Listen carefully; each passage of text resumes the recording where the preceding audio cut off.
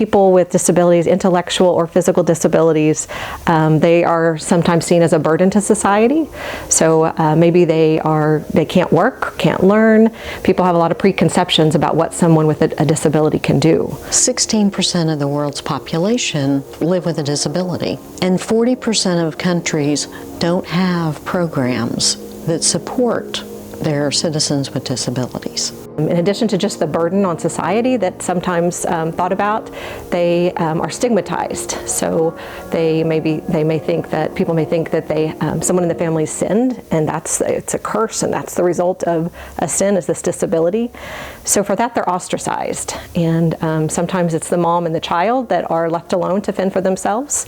Regardless, they feel some type of social exclusion, which compounds the problem of disability and really being able to take care of your child and your family who has a child with a disability. People living with physical disabilities, they are kind of hidden away in their homes. And so a lot of times whenever they actually come out, families, so their mothers, fathers, whoever it may be, will hide their child or trying not to show that they have a physical disability of some sorts.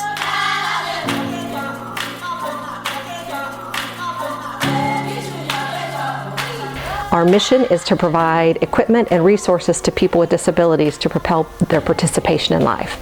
With what Wings Aloft is doing right now in Kenya, the need is just huge for wheelchairs, appropriate wheelchairs for people.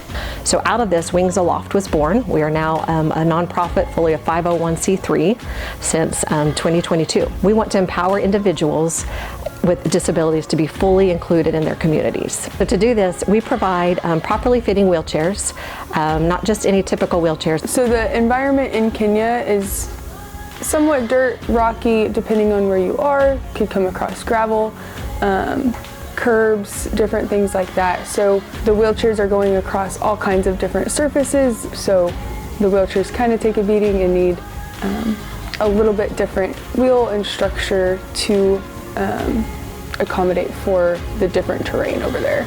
We partner with local mission hospitals who already have a framework for support in communities, as well as other nonprofit organizations. The more that we can have chairs that they can sit in, whether sometimes it's just for feeding purposes, it can really help them to be able to participate in those activities again and be able to make friends in school and a wide variety of different activities as well. You know, there are families that have told us, well, when I go outside to work in the garden or do the laundry or whatever, I tie my child to a chair in the house so that they'll be safe.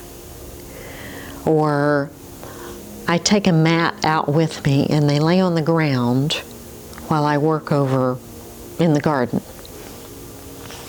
If you're in a wheelchair, you're positioned well, you're supported, you've got a nice little safety belt to help you stay in the chair, and you can be moved to wherever you need to be in relation to your caregiver. A typical wheelchair that would see in the United States through that would be difficult, and it provides a lot of wear and tear. So we need very sturdy wheelchairs that can grow with these kids and adults and be able to hold up in the environments like this. There's this little boy named Daniel. He was found on the side of the road by a group of nuns, and these nuns brought him in and gave him a home and gave him love, but as far as a means for transportation, he doesn't have the use of his legs, so he was going around on a skateboard. And he was happy as can be coming through, and he was very excited to see that there's a group coming to help him, or people like him.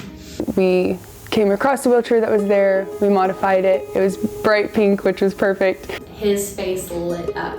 He was so excited to be able to propel himself and be able to be at a level where he can talk to people too. Second year we went, I actually encountered him again, just kind of happened to. We weren't planning it, and I got to see him. He crawled up in my lap and I got to ask, I was like, hey, do you still have your wheelchair? And he like pointed to it and he was still so excited.